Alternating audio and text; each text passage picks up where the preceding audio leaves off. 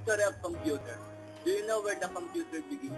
Computer begins in China at around 500 BC. The abacus was probably the original mechanical counting device. But out of more human needs, abacus can no longer satisfy the new demand for highly complicated and repetitive tasks of calculation. This new demand has promoted the humans to invent more calculating tools. In 19th century, English visionary and Cambridge Professor Charles Babbage invented the difference engine, which is capable of computing mathematical tables. Unfortunately, he failed to complete his invention. He also came up with an idea of an analytical engine that could add, subtract, and multiply at a rate of 60 calculations a minute. He worked on his idea until his death. A decade later, Lady Augusta presented the idea that punch cards could be used to instruct Babbage engine to perform certain repetitive instructions. Because of this, Lady Augusta, popularly known as the first programmer. During Second World War, the Colossus invented the first electronic computer. With the use of Colossus, the British cracked 2000 Enigma information and message. From 1935 to 1938, John Vincent Atanasoff had begun shipping a machine that could reduce the time it took for him. In 1942, Atanasoff and his graduated student Clifford E. Berry came up with the Atanasoff-Berry computer. Dr. Atanasoff was recognized as the first inventor of electronic digital computers. 2 years later, Mark I was created by Howard Aiken, a professor of Harvard University. It had many similarities to Babbage's analytical engine. However, Aiken was unaware of Babbage's work. John Mackley and Presper Ecker invented the electronic numerical integrator, or the ENIAC, that was used in World War II to calculate the trajectory graphon for neurons. Mackley and Eckert designed the first functional general purpose of computer called Univac. After the Univac, the invention of transistors were used in the era of the second generation computers. Transistors were first used to build computers.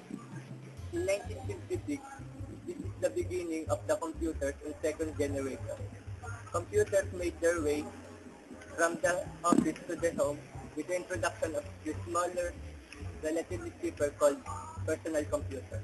The Altair 880 is considered as the first modern personal computer. In 1976, Steve Jobs and Steve Wozniak combined their talent to invent the Apple I. They worked on Apple V. In 1993, the first personal digital assistant was introduced. Soon, computers will always be on the edge of technology, and anyone that learns to harness its power will be an important part of the future. Every aspect of our lives has changed because of the computer and its inventor. Thank you.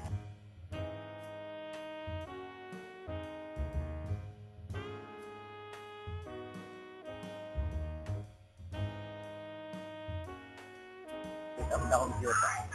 Before that, I would like to share some information about the computer.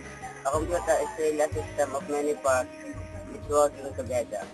The physical parts which you can use and touch are collectively called the hardware, and the other ones cannot be touched, so-called the software. Start. This is the monitor. It is an output device which displays information in a visual form using text and graphics. The portion of the monitor is called the screen. There are two types of the monitor: the CRT, the cathode ray tube, and the LCD, liquid crystal display. This is one type of cathode ray tube. Then, second one is the mouse. This is a small input device selecting items. The other one is the keyboard. It is an input device that has different keys, but there are three main keys: the navigation keys at the center of the keyboard, the function keys, at the top of the keyboard and the numeric keys at the right of the keyboard. Then, the speaker. Output device that produce sound and allowing you to play songs or sound. And the printer, an output device that send the information from the computer onto a paper. There are two types of printer, inkjet printer and the laser printer. And the most important part is the system unit. This is it. It is a box-like case that contains tiny components, especially the CPU, the brain of the computer. The system unit. First, the power supply. This is a device that consumes energy if the computer needed. Then, the hard disk. The hard disk. An storage device that the computer uses to store information temporarily. Then the CD-ROM. This is a device which the compact disc installed or stored. Contains data accessible by a computer. Compact disc was originally designed for music storage and playback. The IDE cable. The IDE cable. This is a device that connects the floppy disk drive and to the motherboard. This is the floppy disk drive.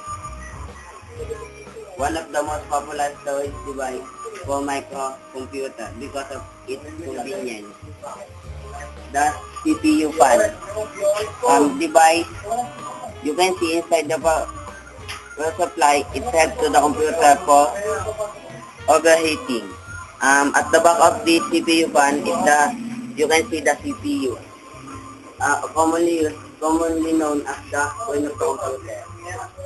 The AGP, the DIMM slot, wherein the memory card insert. The